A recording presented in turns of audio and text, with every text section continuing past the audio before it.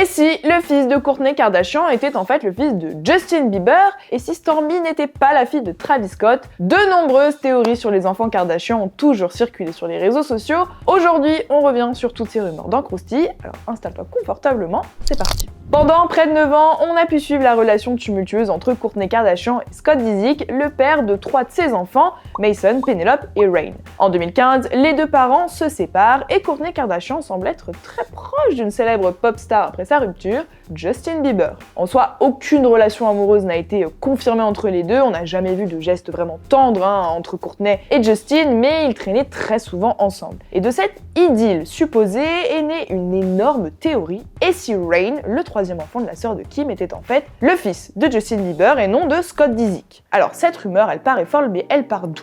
Eh bien, déjà de la ressemblance trouvée entre le bébé et le visage de Justin Bieber. En plus, Reign est né en décembre 2014, donc beaucoup disent que Kourtney aurait trompé son ex-mari avec le chanteur à l'époque et que c'est pour ça qu'elle s'est affichée assez vite avec Justin. Même encore aujourd'hui, certains sont encore persuadés de cette théorie et tout ça à cause de la ressemblance entre son fils et le mari d'Hailey Bieber. Mais Kourtney Kardashian n'est pas la seule à avoir été victime de ce genre de théorie puisque sa petite sœur, Kylie Jenner, en a elle aussi fait les frais. En 2018, la cadette du clan Kardashian-Jenner donne naissance à sa première fille, Stormi, avec le rappeur Travis Scott. Sauf que quelques mois après la naissance de la petite fille, une grosse théorie fait de nouveau surface sur la toile, et si Travis Scott n'était pas le père biologique de Stormi. Encore une fois, cela est dû à une ressemblance physique avec une personne proche de l'entourage de Kylie qui n'est autre que son garde du corps, Tim Chong. Comme Kourtney, beaucoup d'internautes sont persuadés que c'est lui le vrai père de Stormi. Si au début il ne souhaitait pas répondre à cette rumeur, au bout de quelques semaines, Tim a décidé de prendre la parole sur ses réseaux sociaux.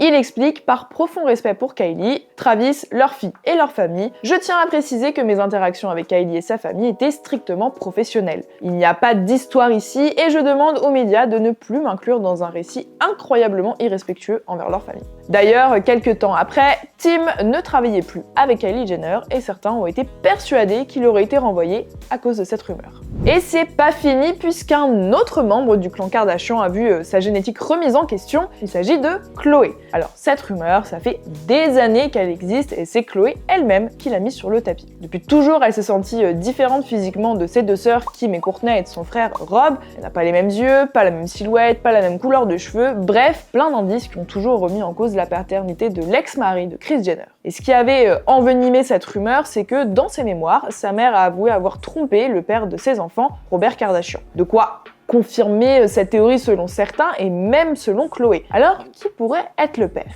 Eh bien, 2 noms étaient sortis à l'époque, O.J. Simpson et Alex Rodan. Pour O.J. Simpson, la raison est simple, lors de son procès pour le meurtre de sa femme, c'est Robert Kardashian lui-même qui l'a défendu. Mais bon, cette théorie, elle est vite tombée à l'eau puisque Kris Jenner, c'était quand même la meilleure amie de Nicole Brown, la défunte épouse du sportif, et surtout, elle détestait O.J. Simpson. Pour le deuxième, Alex Rodan, il s'agit tout simplement du coiffeur de Kris Jenner, et beaucoup trouvent que les deux se ressemblent. Bon, tout ça, ça reste des spéculations, on n'a jamais vraiment su si tout ça était vrai. Et toi, est-ce que tu crois en ces théories autour de la génétique des Kardashians? N'hésite pas à nous le dire en commentaire et s'il y a d'autres sujets que tu veux qu'on aborde, fais-le nous savoir. C'est tout pour ton Krusty aujourd'hui, à la prochaine, salut!